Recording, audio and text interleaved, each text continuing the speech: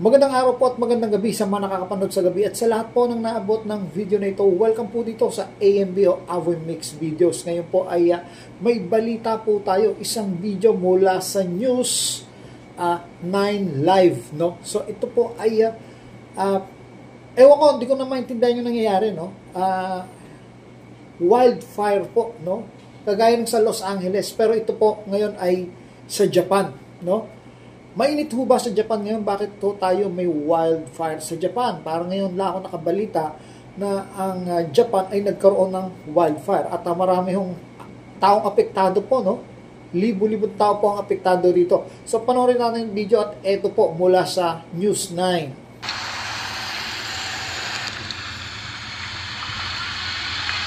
小屋でしょうか。火が燃え移っています。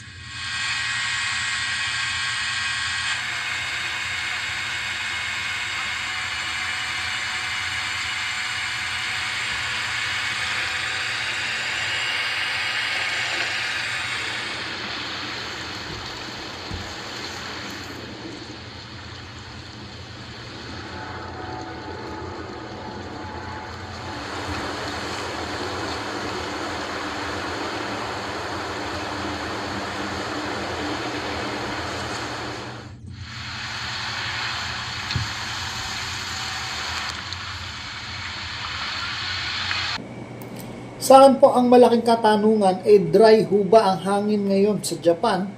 At tingin ko hindi ho magiging ganun kasi island po yun at napapaligiran po sila ng dagat na para magkaroon ng hindi makontrol na wildfire sa Japan. Sa atin nagkakaroon po tayo niyan, no? Isang beses dyan sa Banahaw, no? Hindi ko malaman kung anong taon yun o last year yata, pero agad naman na apula.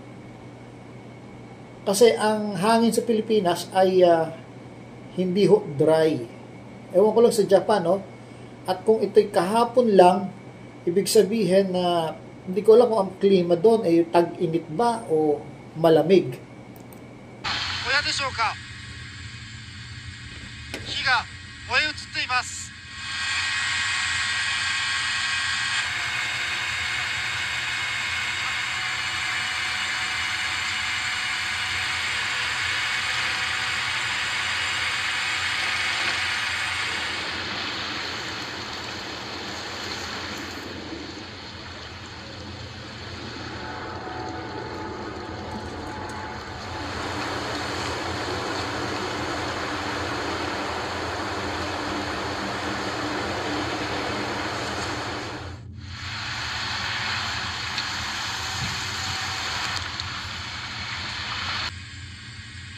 火が燃え移っています。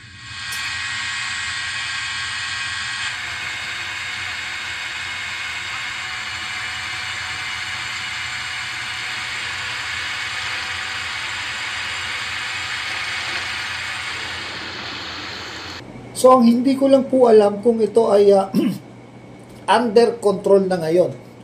No, hindi kagaya nung sa ang tagal, no? Ilang bahay ang nawala na talagang nataon pa doon sa panglalait nila sa Panginoon, ano? Tapos nasunog yung lugar nila, kaya hindi natin maiwasang maisip kung sila ba ay tinuruan ng leksyon o pinarusahan. So hindi ko alam kung merong kaganapan ba sa Japan na katulad dito sa Los Angeles.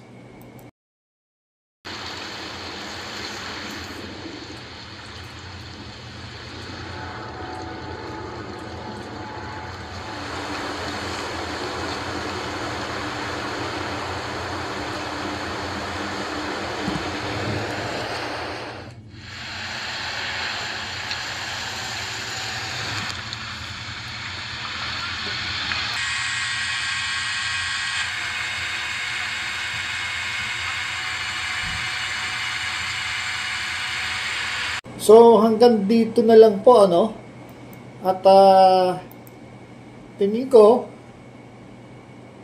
malamang may anomalya dyan or hindi ko alam kasi ano siya hindi naman siya dry land ang Japan no? Malapit lang kung tutusin, no? Yan, no? Dagat na po yan.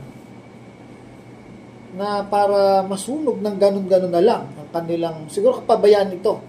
kababayan ito ng mga tao, hindi natin maintindihan. Medyo ano na ang mundong ano. Yung mga imposible, nagiging posible. Di ba? Mapakalikasan yan o likha ng tao. So, kailangan po talaga natin ngayon, wake up call po sa atin lahat ito, na tayo po ay manalangin at humingi ng tawad sa Panginoon.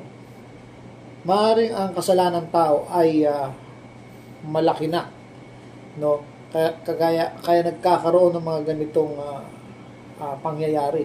Bagamat lahat yan, yung mga pagkasunog ng kagubatan, gera, ay nasusulat na sa Biblia. O maaaring sinasabi na parating na ang Mesiyas o ang pagbabalik ng Mesiyas. Isa nga kasi ito sa mga palatandaan na sinabi ng ating Panginoon. Ano? So, yun lang po. Sinare ko lang po itong balitang ito dahil makakapagtaka eh. Japan yan. Ano? Tapos nagkaroon ng wildfire. Ito ba ay normal o sa inyo? Ano po ang may comment nyo? Normal po ba sa Japan yung pangyayari na yan o hindi? So hanggang dito na lang po. Ito po ang Awil Mix Videos. Maraming salamat po.